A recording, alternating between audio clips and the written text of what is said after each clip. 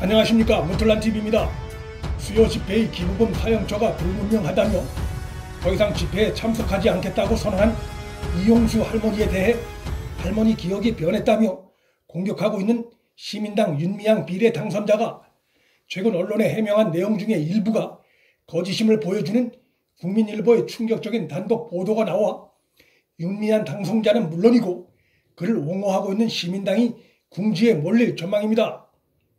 시민당 윤미향 당선자는 이용수 할머니가 2015년 10억엔이 일본에서 들어올 때도 위안부 피해자들은 몰랐다며 윤 당선자만 당시 알고 있었다는 취지로 비판한 것에 대해 할머니의 기억이 달라져 있다며 외교부로부터 하루 전날 합의 내용 일부만 통보받았고 불가역적 해결, 소녀상 철거 등 민감한 내용은 빠져 있었다고 주장했습니다. 그런데 윤미향 당선인의 이 같은 해명에 대해 당시 외교부 고위 관료였던 미래한국당 조태영 당선인이 2015년 당시 외교부 담당자가 윤 당선자와 위안부 합의 내용을 충분히 논의했다는 내용을 분명히 보고받았다며 윤 당선자의 해명을 비판했습니다.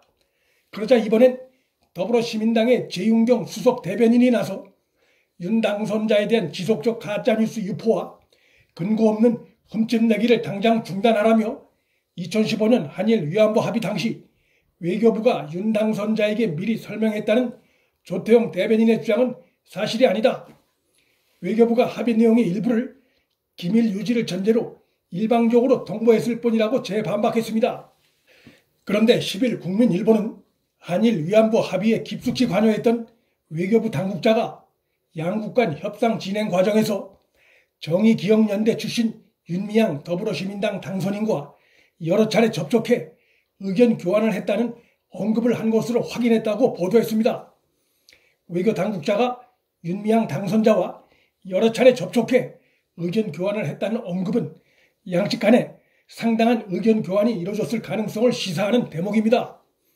보도에 의하면 외교부 당국자의 이 발언은 2015년 12월 28일 한일 양국 간 합의 타결 이후에도 수개월 동안 합의문 내용을 둘러싼 논란이 수그러들지 않자 당국자가 나서 협상 배경을 언론에 설명하는 과정에서 나왔습니다.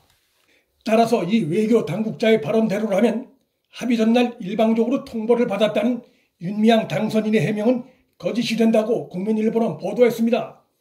당시 위안부 협상에 참여했던 국장급 외교부 당국자는 2016년 2월 초 비공식 언론 브리핑에서 위안부 강제 동원의 증거가 없다는 일본 정부 주장을 거론하면서 일본 주장에 휘말릴 필요가 없다는 게 우리 정부의 기본 입장이라며 정부뿐 아니라 정대협도 같은 스탠스다.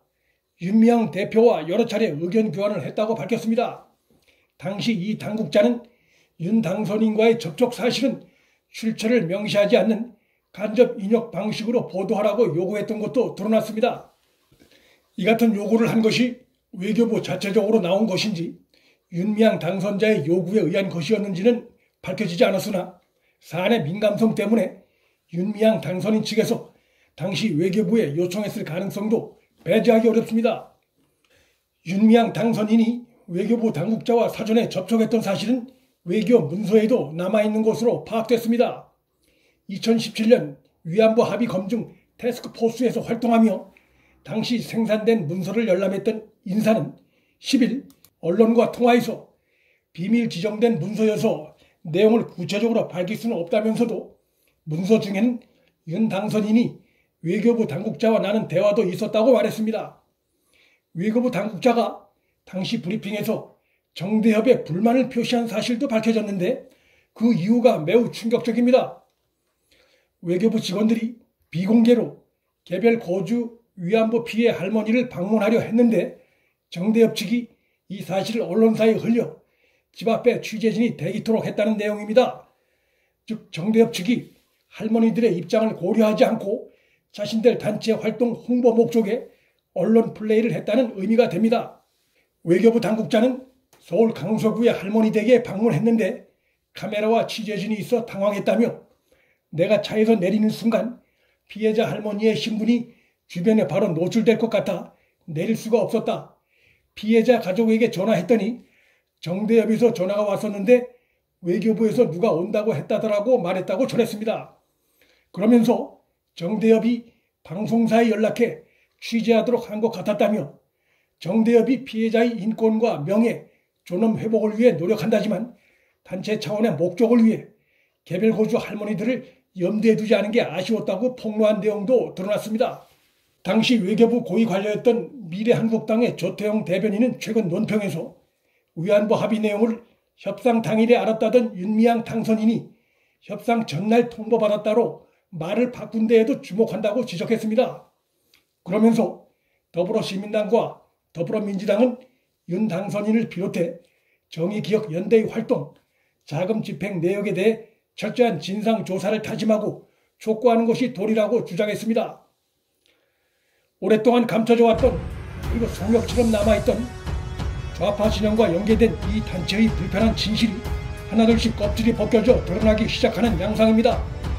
훈틀란TV 여기서 마칩니다. 구독과 좋아요, 방송 공유는 방송 제작에 큰 힘이 됩니다. 시청해 주셔서 감사합니다.